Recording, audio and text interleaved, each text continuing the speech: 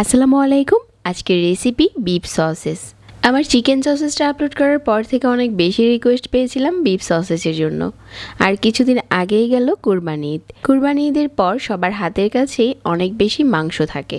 চাইলে আপনারা এই সসেসটা বানিয়ে সংরক্ষণ করতে পারেন। পিৎজা বা পাস্তা অনেক কিছু বানানো যায় এই সসেস দিয়ে, আবার চাইলে এইভাবেও খাওয়া যায়। বিফ সসেস বানানোর জন্য এখানে আমি 600 গ্রামের মতো বিফ নিয়েছি, ছোট টুকরো করে কেটে নেওয়া। তারপর ব্লেন্ডারে নিয়ে নিলাম। এখন এই ব্লেন্ডারের ঢাকনাটা লাগিয়ে এটা প্রথমে আমি কিছুটা মিক্সড করে নিচ্ছি। তো প্রথমে কিছুটা কিমা করে নেওয়া হয়ে গেছে। এখন আমি বাকি উপকরণগুলো মিশিয়ে নেব। 2 চা চামচ দিয়ে দিচ্ছি রসুন বাটা, 2 চা চামচ আদা বাটা, হাফ চা চামচ দিয়ে দিচ্ছি সাদা গোলমরিচের গুঁড়া, হাফ চা চামচ মরিচের গুঁড়া, হাফ চা চামচ দিয়ে দিচ্ছি লবণ, আর এখানে টেস্টি মশলা দিয়ে দিচ্ছি 1 চা চামচ, 1 চা চামচ সয়া সস, 1 চা চামচ দিয়ে দিচ্ছি চিলি সস, 1 চা চামচ লেবুর রস, 2 টেবিল চামচ দিয়ে দিচ্ছি ময়দা। আমার হাতের কাছে আজকে কর্নফ্লাওয়ারটা শেষ হয়ে গেছে, আপনারা এখানে 2 চা চামচ কর্নফ্লাওয়ারও দিতে পারেন, তাহলে আরও ভালো রেজাল্ট পাওয়া যাবে। এখন সবগুলো উপকরণ একসাথে মিশিয়ে নিচ্ছি। তারপর ব্লেন্ডারে ঢাকনাটা লাগিয়ে আবারও ব্লেন্ড করে নিচ্ছি, যাতে যে উপকরণগুলো দিয়েছি এগুলো খুব ভালো করে মিশে যায়। খুব ভালো করে সবগুলো উপকরণ মিশে গেছে, আর এখন আমি হাত দিয়ে উঠিয়ে দেখাচ্ছি যেটা কতটা মিহি হয়েছে। বিফ সসেসটা বানানোর জন্য অবশ্যই আপনার ব্লেন্ডারটা 1000 ওয়াটের হতে হবে, তা না হলে সসেস ভালো হবে না, ভালো করে কিমা করতে পারবেন না।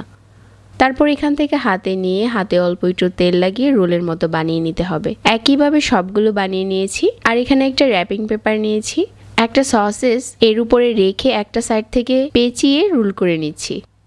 আপনারা এই কাজটা চাইলে ফয়েল পেপার দিয়েও করতে পারবেন। সাইডটা মুড়িয়ে নেওয়া হয়ে গেছে। এখন দুইটা মাথা একসাথে করে একটু বেঁধে দিচ্ছি যাতে খুলে না যায়।